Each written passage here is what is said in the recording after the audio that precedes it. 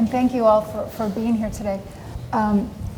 Margaret Weichert's talk was a great transition into what we're going to talk about here, and that is so key to developing and keeping a robust workforce for every agency, and that is performance management, and it's something many agencies are struggling with, and if they're not working hard enough to get there. So we have a terrific panel, and I'm going to start by asking Joe Sullivan to tell us about what HUD is doing. We have HUD and TSA that are really launching some new performance management programs, and then we have the National Geospatial-Intelligence Agency, which has been doing this for a long time, but is also constantly reevaluating and tweaking. But we're going to start with HUD and learn sort of what their latest move is in this area. Thank you, Catherine. Hi, my name is Joe Sullivan, Chief Performance Officer at the Department of Housing and Urban Development. And at HUD, what we had noticed about our performance management was that we were always looking backwards, rating the prior year's performance, but was our performance management system really driving performance towards our strategic goals? And so one of the things that we noticed was that the timing of when we published our strategic goals for an agency occurred after the time period where we established our performance plans. And the time when we established our executive performance plans occurred after when we established our GS, or regular worker performance plans. And so this year we've mixed that up and got it in the right order so that our strategic plan comes out first and identifies 10 specific agency-wide goals, and then every executive plan must align to those goals, and then every GS plan aligns to those goals as well. So we have a cascading alignment.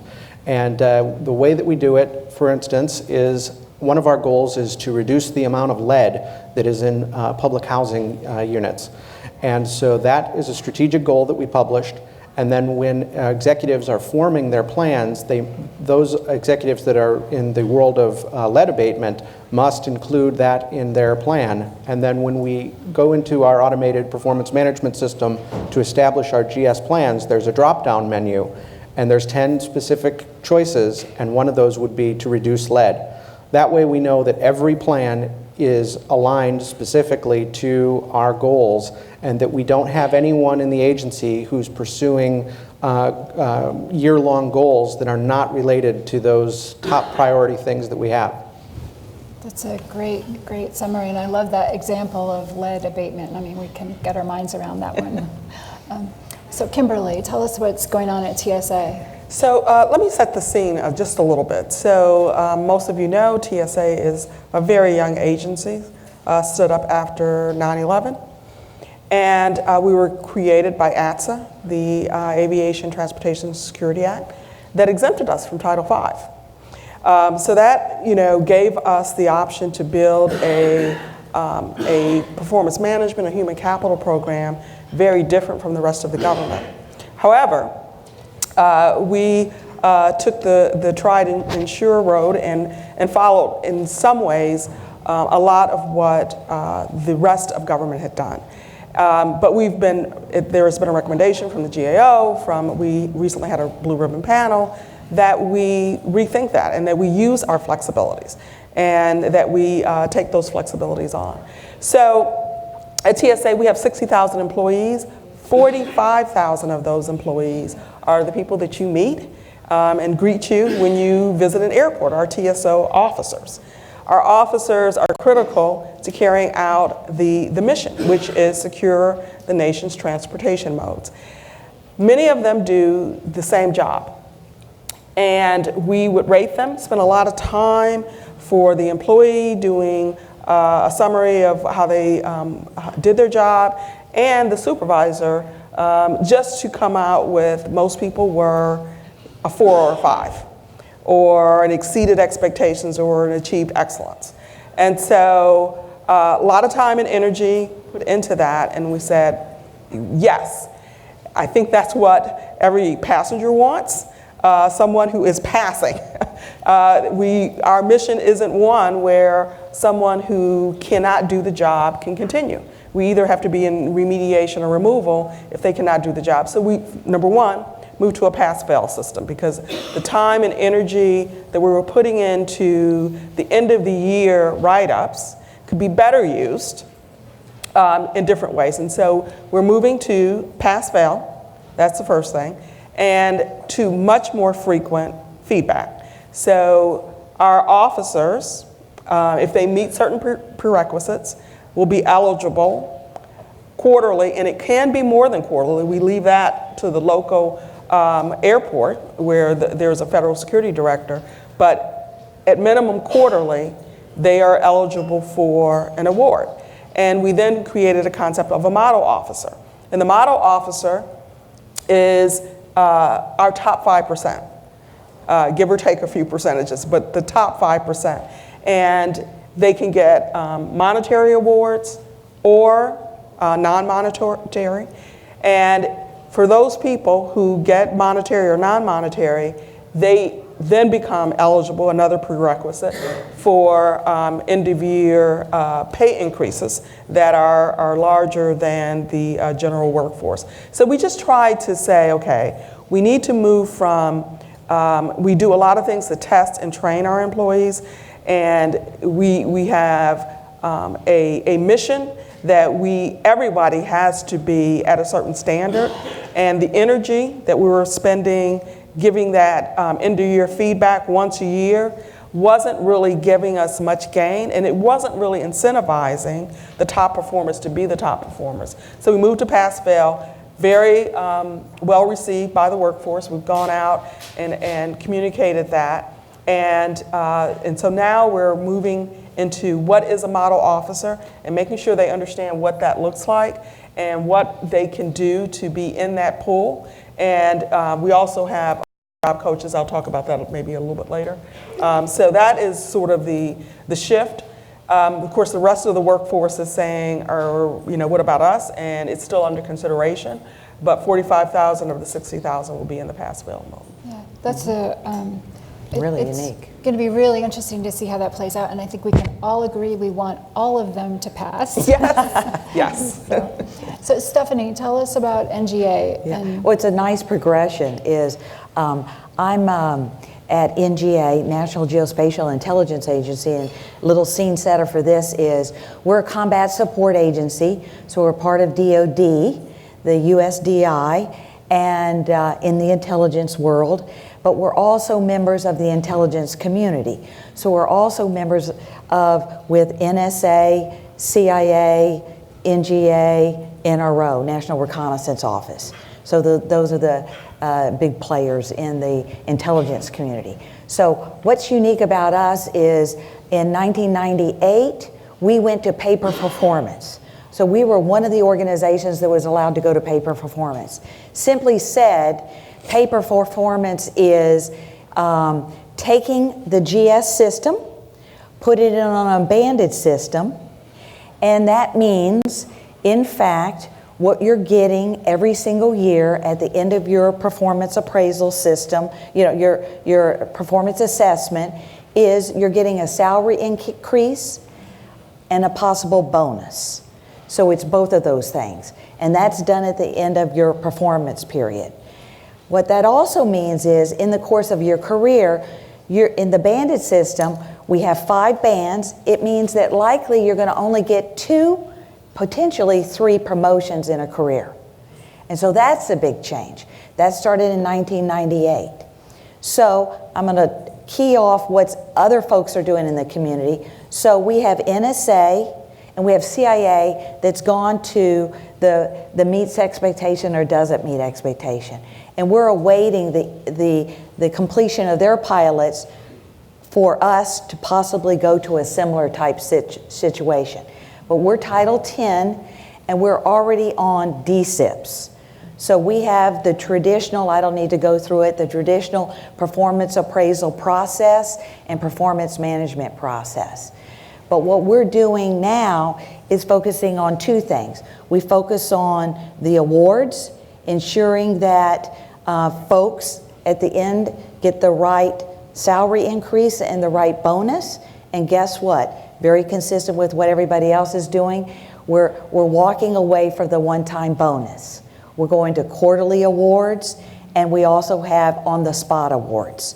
So we're going to the monetary, non-monetary, time off, honorary awards, going big in that area, but we haven't walked away from the kind of the one-time bonus, but we literally 2 years ago gave big bonuses to our high performers, and that was it.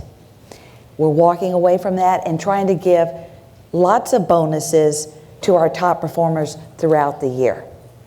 The other thing we're doing is working on what we believe is one of our Achilles heel, and I think we can all say it's Achilles heel, is this whole issue of giving feedback, good performance feedback. And I actually try not to ever use the word feedback because I think it causes people to get a little concerned. So what we call is crucial conversations. And so what we've done is, and I have it very simply, is there are different types of conversations you have. You have a career development conversation. You're expected to have a career development conversation with your employees at least once a year, right? Then performance feedback discussions. People want them more frequently and informal. We also have to teach our employees when your boss is actually giving you feedback. They sometimes don't pick up on that. So we talk about career development conversations, performance feedback conversations, and our third category of conversations is promotion readiness. If you're going to be considered for promotion, and we have now, it's no longer everybody is reviewed every single year for promotion. You have to throw your name in the hat, throw a portfolio in saying, I think I'm ready to be promoted, let me know what you think. So we have promotion readiness conversations. So we're focusing on the kind of the training piece of trying to get our managers and employees to have those kinds of conversations they need to have so that this process works more smoothly. So I think you've raised a couple of really important issues there. And one of the things that agencies struggle with for various reasons is the award component. And that's, your budgets are controlled by Congress. And so that's a certain element of that is out of your hands. But I'd like to know, Joe, you mentioned that you're really under pressure right now as many agencies are in the process of conducting annual performance reviews. You're doing that, but you need to sort of complete all these steps in order to make awards in the next couple of months. So tell us about that and how HUD is trying to really align awards with performance as opposed to it just being some annual process that people expect. Yes, so I would say that in years past, the ratings-based award is the most common and stable throughout the federal government. One, because it's very predictable in a budget cycle of when you would need this funds and when you would expend these funds. So I think that there was a preference for ratings-based awards out of convenience.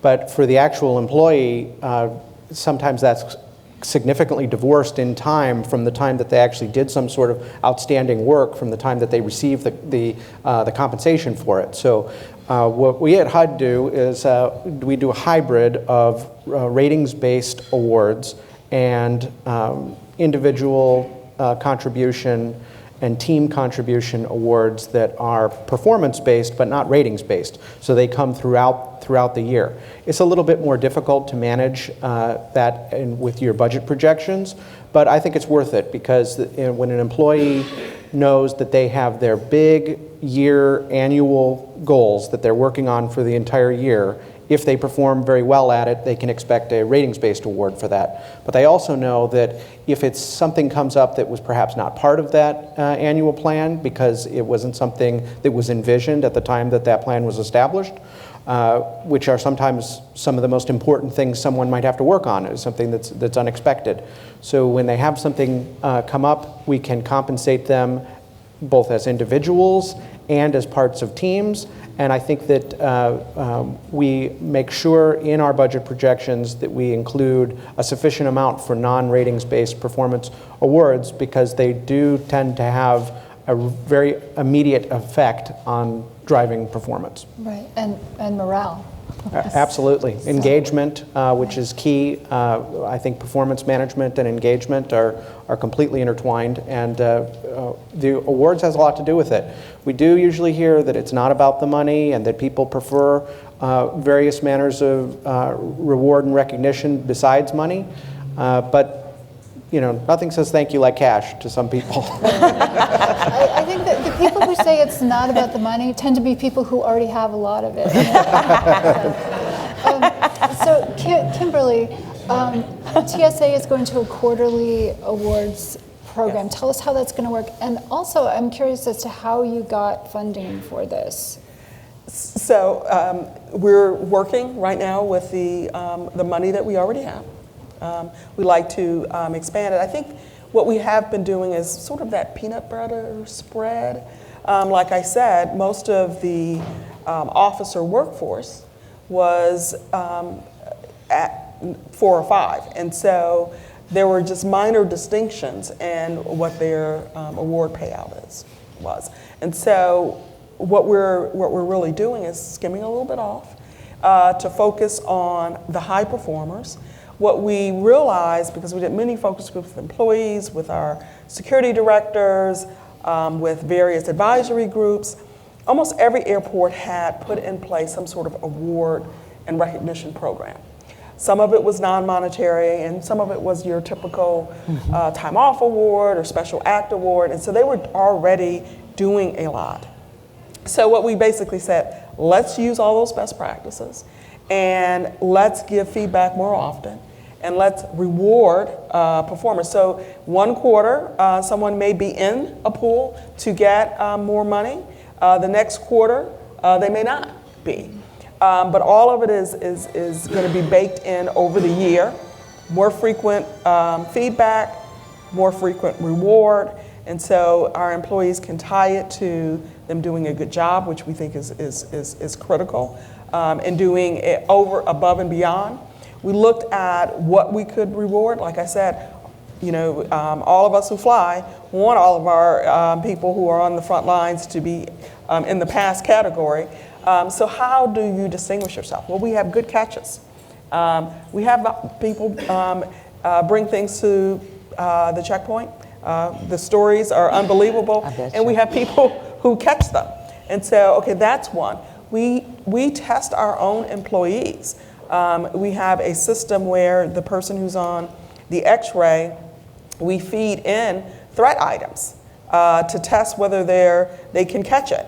And so we can reward that in 1 quarter. And if they don't get it, then we remediate and give them another opportunity. So we have a number of ways that we can build in, provide the money, and then our very top performers, because we now have spread it out, made the prerequisite, and some of the prerequisites are pretty simple. You have to be on board for a year to be in the pool. But it gives us some money that we can look at that top 5% and make a really meaningful bonus for those individuals, and for pay raises, because that's also a piece of it. So for people who throughout the year are eligible for the monetary and non-monetary awards, they then are eligible for a larger pay increase at the end of the year. So we're, all the way through the year trying to bake in the feedback and reward, so it's all tied together. Stephanie, when you and I spoke earlier, you mentioned that training is a problem. And as we all know, a performance management system only works if managers and supervisors know how to implement it. Mm-hmm. Yes. And to know how to implement it, you need to train them, mm-hmm. and you need to develop expectations for those managers and supervisors. And I'm just wondering how, over time at NGA, how have you cracked that? Because that's an ongoing issue. Yeah, I think. and it's, as you all know, I think we've all been in the trenches and we know what this is like. I'll harken back to the the research and what the science says. The science says this works if you trust your manager, and the manager, you employee and supervisor trust each other. So until that happens, you're not going to have a crucial conversation. And the employee's got to know that the supervisor has their back, has their best interests, and when they give them performance feedback or performance insights, they're telling them really, really trying to help them. And so what we're working on is try to do the more, here's what, instead of looking backwards, and this is what I wanted you to do, and this is how you failed in the past. What we're trying to focus on in these conversations is kind of what I want you to do more of, what I want you to do less of, which is a very, very less threatening approach than here in that last situation, I wish you would have done that. So we're trying to be more forward focused instead of backwards looking, and then more employees. The research shows that employees want you to talk about their career aspirations. Okay, if this is where you see they're at, to what degree can they meet their own personal career aspirations, and embed that in your feedback conversation. We tend to act like they're separate and distinct. I don't think they can be. So we're really working hard on the training and education piece, but it is just like anybody else, it is a journey. And it's a difficult thing to try to create that trust between employee and managers to have those kind of conversations. Could I just add just a couple of things is, when we went about awards, when we went from one time, annual awards to quarterly, it was to ensure we didn't miss anybody. So one of the things that quarterly lists helps you do is look at everybody to ensure, because invariably you'll see, oh my goodness, when you look at the totality of your group. And so that's what we do at our quarterly, is look at everybody to ensure we have an inclusive group. So that's one thing we do. The other thing is, and I love your line, I know it's not about money, but what I've learned is, and it may be because of the Department of Defense and the military tradition, and the IC level, the non-monetary awards that are given are over the top, and employees love them as much as the monetary. To include think about external awards. We actually look for awards outside our organization, our community, that, I'm making this up, best finance officer by this association. So we try to look outside. The other thing is we do a lot of on-the-spot awards, and we're allowed to do it, each unit is allowed to do it their own way. And for example, in my office, we call them Benjamin Bucks. And so it's an on-the-spot award that we give essentially $150, so you get $100 to take, to use, and it's for literally on the spot, $100, for you and your family. So we do that, and there was one other thing that I wanted to mention. Oh, do not underestimate the team and the peer awards. Probably one of the most successful things I've ever seen is where you kick off a peer award and you let peers pass out the peer awards to other peers. So it really, really creates, when this unit helped that unit, and you do it totally, it's kind of, I'm talking about it's totally and informal. It's on the underground. And you have a big plaque, a big award, and you find those plaques and awards all over the place throughout your organization. Because I'm giving it to Mary Sue is giving it to Bill, Bill's giving it to Tanika, wherever the case may be. And it migrates throughout the organization. That's another example of a really successful award program I've seen. So Can I piggyback on that for a second? Yes, absolutely. Yeah, so, we wanted to say performance management is not a contest. It's not a contest who has the best writing skills and who can take the credit for the most, so that at the end, a supervisor does the most or the best write-up. And so we actually think, and we are training on pass-fail and that shift. But we think it's going to be easier. There's going to be less paperwork, and people won't see it as a contest, because if you already are in the pass category, which, like I said, like 90%, 95% were already in that category. Now it's really about the distinguishing factors. You know, I did a great test. You came, or I had a great catch. I did pass all of my tests on the first try. And it becomes a little less about this great write-up. I mean, I'm sure many of you have seen like 20-page write-ups, you know, and somebody else does it in 1 page, and then you're like, well, do I give credit for the 20 pages or the 1 page? And so we're trying to get away from that, simplify it. We're going to train all of our managers on it, because they do want guidance, because I think with them, they're like, okay, model officer, how do I make that fine of a distinction?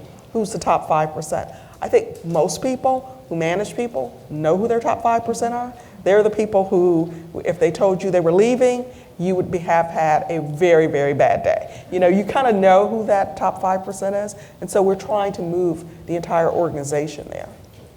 That's a good point.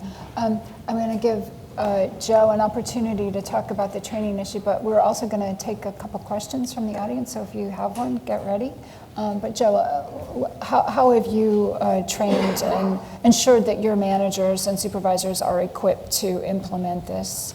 Thank you. So one of the things that we notice is after the time period where we were supposed to have the ratings completed, we run a report of how many people did not complete their ratings. The supervisor, the employee, the second level supervisor, for whatever reasons, it didn't come together and it didn't get done. And so one of the things that we notice is that sometimes it has to do with a performance management policy question, such as the rating officials, like, I didn't know if I was supposed to rate this person because I wasn't there the entire rating period, or questions like that. And sometimes it had to deal with our automated systems. The correct rating tasks did not flow to people. And we had 2 distinct groups would handle those 2 issues. One would be an IT help desk, and one would be a performance management group. And so what we have done this year is we have a designated number of in-service days where we have in one room the performance management people, the HR IT people, and employee relations staff on standby if the reason that someone was not doing a rating is because they wanted to rate someone unsatisfactory and they wanted to know, how do I deal with this poor performer? So we advertise that, and it's a physical location in Washington, D.C., but we make it accessible to all employees through the field. So it's advertised, and we have remote capabilities so that people can address on one stop any issue that they may be having, any barriers that they may have to completing these ratings. And there is a lot having to do with the crucial conversation. People tend to shy away towards the ratings where they know that it's going to be confrontational. And so we have employee relations staff in the room that can advise them on those topics. And it's been fairly successful, and I think that once we do it more often, I think people will really get in the mindset of, that'll be my day to go and do my rating tasks, because I'll have all the support right there in the room that I need to accomplish it successfully. Okay, so do we have questions? Good morning.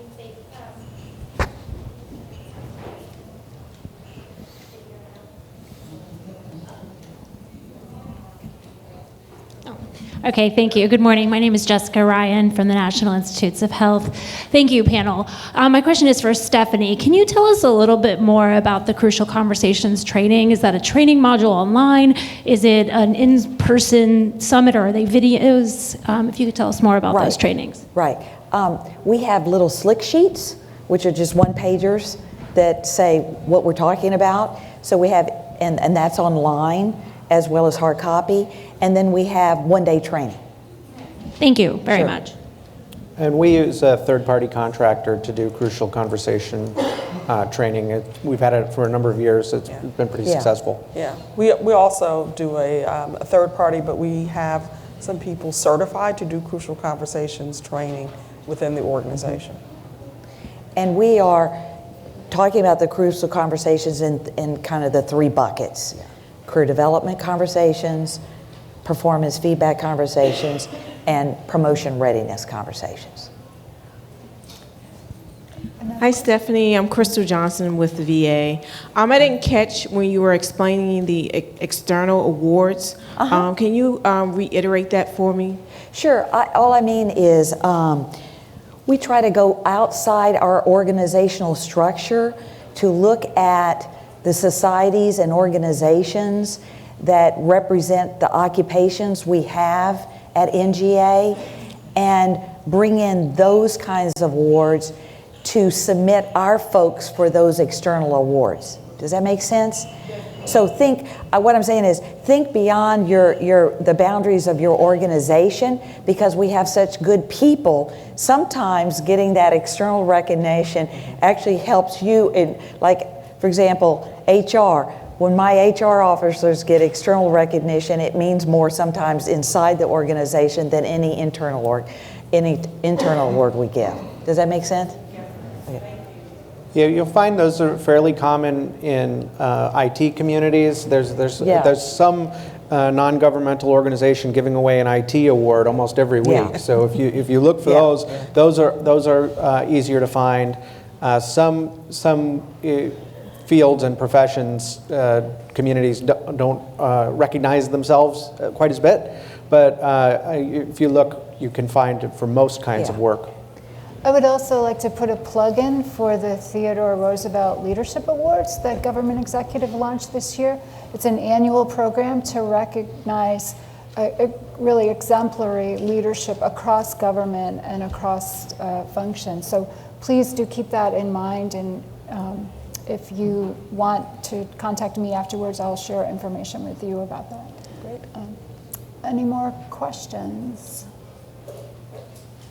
I have a question for Kimberly on the officer model officer program at TSA, and to me this seems like a potentially incredibly valuable because you're recognizing those model officers, but you're also, if I understood you correctly earlier, using them sort of as mentors for other TSA officers to bring them up. Is that correct? So what we have done at TSA is we have on-the-job coaches, and they are high-performing employees who not only are they very proficient at their job, number one, they've raised their hand to say that they are willing to coach others. We've had that program and we didn't always compensate it. And so we thought it was worthwhile to compensate the on-the-job trainers. Of course, that meant more people raised their hand, but funds are limited, so we have to be, it's very competitive, and we work with the local management to figure out who those individuals are. In their job, they're assigned new employees. We used to send all of our new employees to our Consolidated Training Center at FLETC in Glencoe, Georgia, within weeks, or a month of them coming on board. We now don't do that. They work 6 months in the airport. And that's designed because the job we give them is a very tough job. And so we want to make sure that they're a good fit for us and we're a good fit for them. And so once while they are there in those 6 months, they have an on-the-job coach who's helping them with a set of skills that don't require certification. Once they go to our training, which is about 6 months, they go at about 6 months, it's a couple of weeks, and then they come back. They also have that on-the-job trainer. So our workforce now, the officers, especially the new officers, are getting feedback from the coaches on a regular basis, at minimum quarterly, from their supervisor because of the pass-fail and the recognition. And we think it will greatly improve the overall performance of our organization because we're having that. So yes, we are taking our best and compensating them to be on-the-job coaches. And that coach is generally not your supervisor. So you have someone else that doesn't actually give you that end of year or that quarterly feedback, giving you feedback on a regular basis. That just sounds like such an important program. Please join me in thanking our panel, everyone on this stage today.